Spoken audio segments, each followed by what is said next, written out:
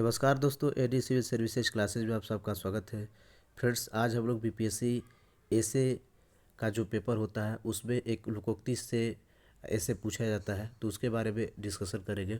आपको मालूम है कि बीपीएससी में 3 ऐसे लिखने होते हैं, ठीक है। 3 ऐसे में एक ऐसे जो है वो लोकोक्ति मुहावरे से पूछे जाते हैं, और उसमें मैक्सिमम जो है भोजपुरी के जो लोकोक्ति होते हैं वहाँ से क्वेश्चन पूछे जाते हैं। तो ये टोटल जो संग्रह है वो लोकोक्ति का है। इसका आप देखिए मुहावरे जो यहाँ पर लिखे गए हैं लोकोक्ति, और उसका अनुवाद, और इसके बाद उसका भावार्थ, उसका मीनिंग क्या होता है ये बताया गया है। आपको मालूम है कि जो लोकोक्ति होता है उसका अर्थ जो है जानना काफ़ी इम्पोर्टेंट होता है। अर्थ समझ के ही आप जो है उसको जो है अपनी एक भाषा और एक अलग अलग डायमेंशन में आप उसको ढाल सकते हैं, ठीक है। तो हमारे लिए लोकोक्ति के साथ साथ उसका अर्थ जो है जानना काफ़ी इम्पोर्टेंट है, तभी जो ऐसे को बेहतर तरीके से लिख सकते हैं। तो ये पूरा कलेक्शन यहाँ पर दिया हुआ है। जैसे कि एग्जाम्पल के तौर पे देखिए, अकेले मियाँ रोए की कब्र खाने। तो अनुवाद यहाँ पर किया हुआ कि अकेले मियाँ रोए की कब्र खोदे, इसका अनुवाद हुआ। इसका भावार्थ जो है यानी कि मेन मीनिंग जो है जो ये कहना चाह रहा है वो ये हुआ कि अकेला चना भार नहीं फोड़ता। तो ये जब आप मीनिंग समझ गए कि अकेला व्यक्ति जो है कुछ नहीं कर पाएगा, कुछ नहीं कर सकता है, तो आप मीनिंग समझ के जो है आप इसके पूरे ऐसे के डायमेंशन को कवर कर सकते हैं, ठीक है ना। अकिल गईल घास चरे, ये जो दूसरा लोकोक्ति है, अकिल गईल घास चरे, भावार्थ इसका है कि सोच विचार न कर पाना, ठीक है। अगला खेती आगे आगे, पछिला खेती भागे जागे। तो ये ऐसे पूछा हुआ भी आप देखिएगा तो प्रीवियस ईयर में आपको बीपीएससी में ही पूछा हुआ ऐसे है। इसका भावार्थ ये है कि अग्र सोची सदा सुखी।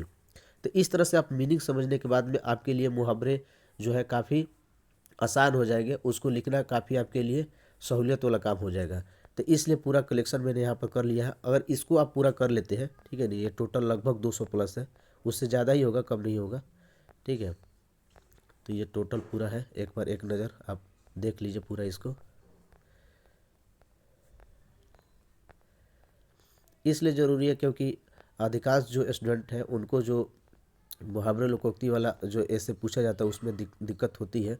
और दिक्कत इस सेंस में होती है कि एग्ज़ाम में एट ए टाइम आपको जो है उसका अर्थ समझ में नहीं आता है। अर्थ ना समझने के कारण से आप उसको बेहतर तरीके से लिख नहीं पाते हैं। जब आप अर्थ समझ जाइएगा कि मेन उसका भावार्थ जो है वो संदर्भ क्या है इस ऐसे का, तो आप अच्छे तरीके से लिख सकते हैं, ठीक है। तो ये ज़रूरी था, इसलिए मैंने आप लोग के साथ इसको शेयर किया पूरा पीडीएफ को। ये एक साइट से उठाया गया है, वहाँ पे बहुत सारा कलेक्शन था, तो वहाँ से मैंने स्क्रीनशॉट लेकर पीडीएफ के फॉर्म में आप लोग के सामने मैंने इसको रखा है। इसका पीडीएफ अगर आपको चाहिए तो टेलीग्राम चैनल पर मैं डाल दूँगा। बाकी एक नज़र आप ऊपरी तौर पे इसको देख लीजिए, ठीक है ना। तो आप इसको पूरा देख लीजिएगा तो एक आइडिया लगेगा आपको।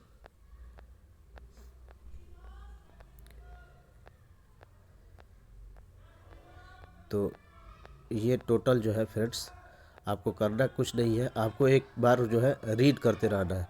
अगर आप इसको रीड कीजिएगा तो इससे आपको बहुत ज़्यादा सहूलियत मिलेगी, ठीक है फ्रेंड्स। बाहर थोड़ा शोरगुल हो रहा है तो उसकी आवाज़ आ रही होगी। तो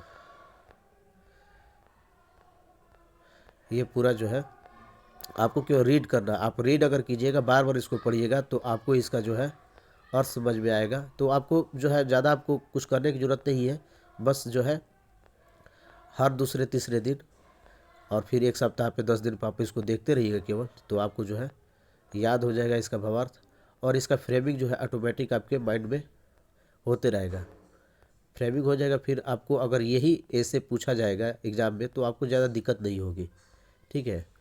एग्ज़ाम में जो मेन प्रॉब्लम है वो नया जो लोकोक्ति हमारे सामने आता है, तो एट ए टाइम उसका भावार्थ जानना और उसको फ्रेमिंग करके लिखना बहुत बड़ी मुसीबत का काम बन जाता है।